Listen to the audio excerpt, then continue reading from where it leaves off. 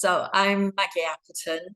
I studied at the University of Birmingham as a Heritage Management Master's student at the Ironbridge Institute, and that was back in 1991.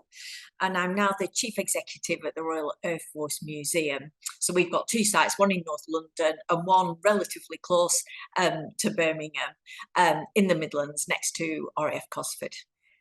So I was fortunate enough to do a history degree, and I went to work in a completely unconnected area after my first degree. I absolutely loved history and thought I can just carry on reading it, keeping it up as a hobby and interest. So I worked in a completely unrelated area and started to do some voluntary work at Peterborough Museum just for fun for a few hours a week, and it was there I decided this is really what I want to do with my life. So from there I started to look at ways in, and of course a master's was an opportunity and a way in to get into the heritage sector. So I looked at the different courses, and the one at Birmingham really suited me because it was a lovely mixture of interpretation, but also the management and finance and marketing side as well. So it really suited the experience and interest that I had.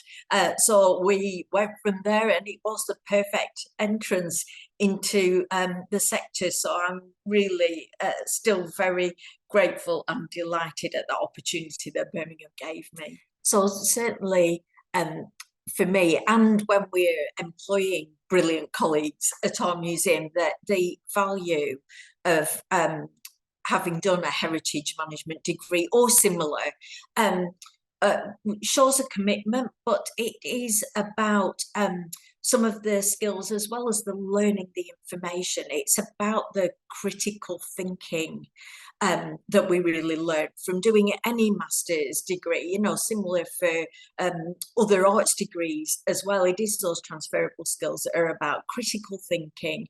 It's about the opportunity to manage information, to write coherently, but also to be able to have discussions with other colleagues and be able to challenge positively thinking, because the worst thing, the thing that I don't want on my team is a group of people who think like me, all of them, because comfortable though that may be at times, and very lovely when everybody's agreeing with everything you say as the chief executive, actually often the most valuable input from my colleagues is when they go, are you really sure about that? Really? And actually that thinking often comes from the experience that people have had through, yes, their master's training and their degrees, but also life skills and having the confidence and clarity to be able to, in the right way, challenge. But it is about the soft skills of also being able to question in an affirming and a positive way as well, because that's always the way that we'll be listened to best, is when we can do it in a very collaborative way rather than a shouty one. If you're looking to join us in the cultural and heritage sector, or you're already in the cultural sector and heritage sector and looking to move and progress your career, the most important thing is about attitude and working with other people, because we are collaborative team organizations. That is about working together. It's about being proactive. It's about being positive, supportive colleagues. It's about being curious, looking for new opportunities, making sure that we're connected with the world around us to bring in different ideas and different skills to our organizations. And it is about not being afraid to question, but also about, back to that questioning in the right voice, in the right tone.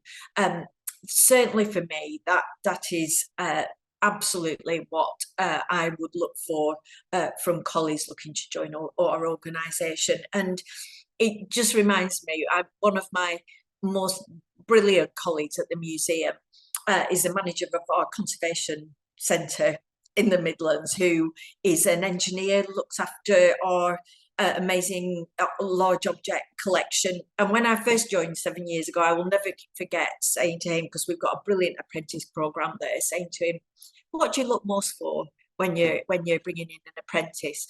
And he said, I look for people who like people and can talk to people. I can teach anyone engineering.